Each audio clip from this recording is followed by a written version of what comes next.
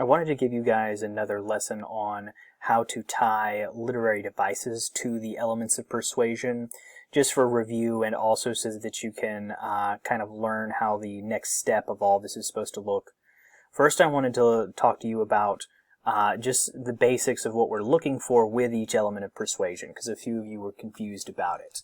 Logos, basically, when we look for that in a text, we're looking for a specific example, a date, some data, or a story, an anecdote, or somewhere where the author is saying something reasonable. They're making some sort of a point, and you can kind of like get the feeling that you're dealing with logos if you see this, oh, that makes sense. If you have like a that makes sense moment, then you're probably dealing with logos. Pathos, you can find that anytime you know that the author is trying to draw on your passion. So oftentimes, if you can really clearly tell by tone or word choice what emotion we are supposed to feel through this, you've got pathos. Same thing with images, imagery, other literary devices, stories or examples with an emotional message. And you've got to always make sure you mention in pathos what emotion is the author actually appealing to here.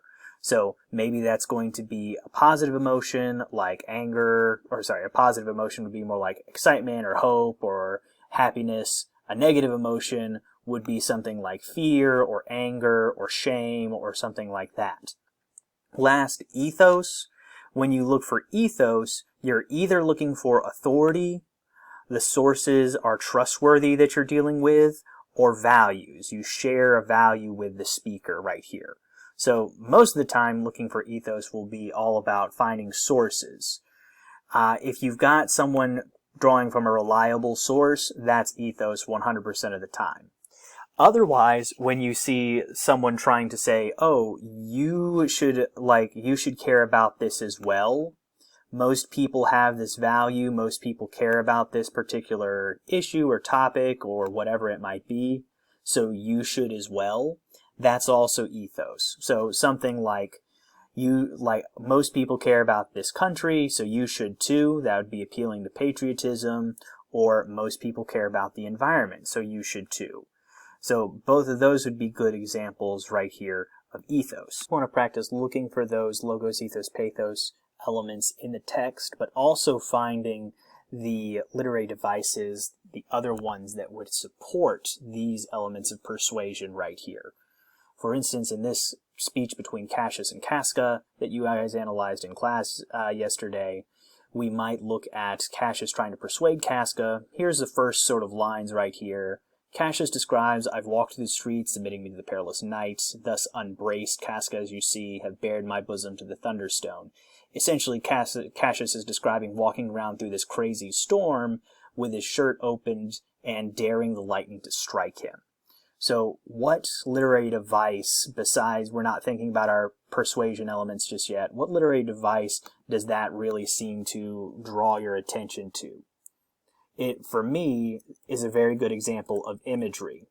Basically, this image of Cassius daring the lightning to hit him. We can't quite see that. Let me narrow it down. He appears wild, desperate, sort of crazy even.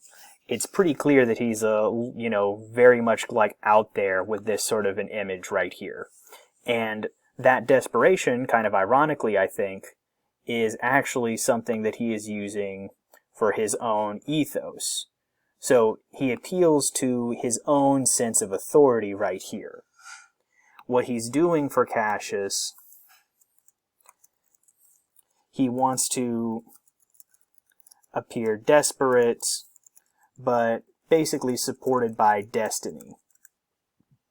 So this image helps make him seem just crazy enough to do something like wander around through the storm, but yet he's not been struck by lightning. He has not been he's not been struck down by the gods during all of this.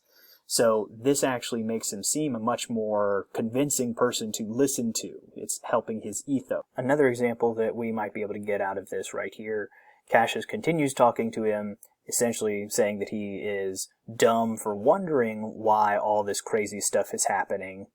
he says, "You shall find that heaven hath infused them with these spirits to make them instruments of fear and warning unto some monstrous state." So he says, the spirits have made everything so crazy as a warning of some monstrous state. Now could I cast a name to thee a man, most like this dreadful night, that thunders, lightens, opens graves, and roars as doth the lion in the Capitol. Man no mightier than thyself or me in personal action, yet prodigious grown, fearful as these strange eruptions are. So right here, we can clearly see some interesting metaphors, right? He's comparing this person, who's obviously Caesar, to the disasters, to the unnatural things happening in the Capitol right now. So he especially compares him here to this lion, the lion that is roaring in the Capitol. That's Caesar's sort of personal emblem, an emblem of royalty. So it's very on point for them to be addressing that. This, I think, helps to show us some logos, because what we are seeing here is a kind of like, oh, that makes sense sort of comparison. There's all these disasters that are going on.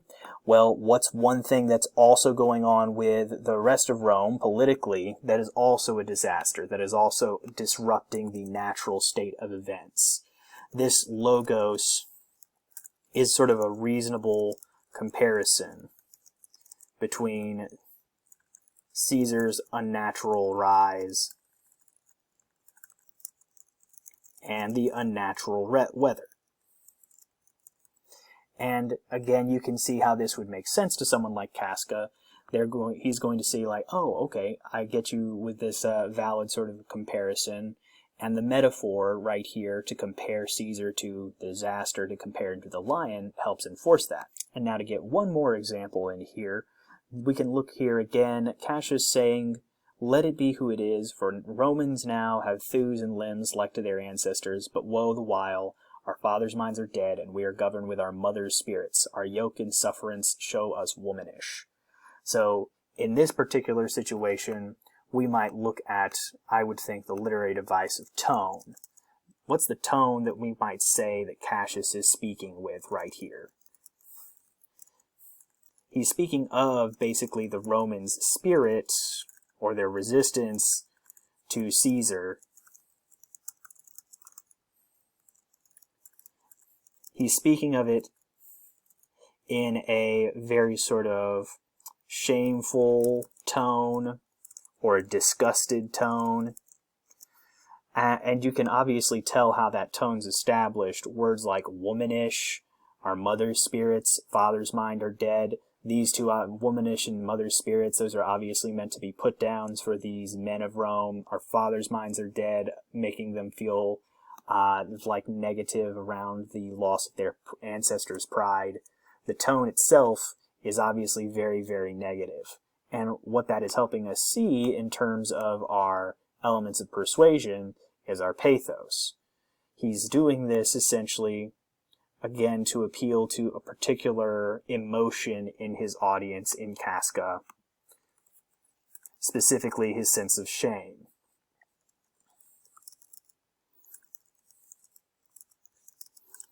This shame that they have allowed one man to take over Rome and dominate it the way that he has.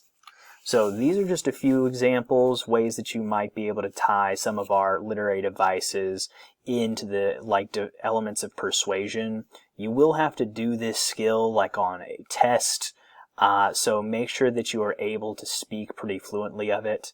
If you need to review this particular page, it is going to be under the Literary Elements page, or Literary Elements tab in the Content Library. You're welcome to go through it and see any of the notes that I've made.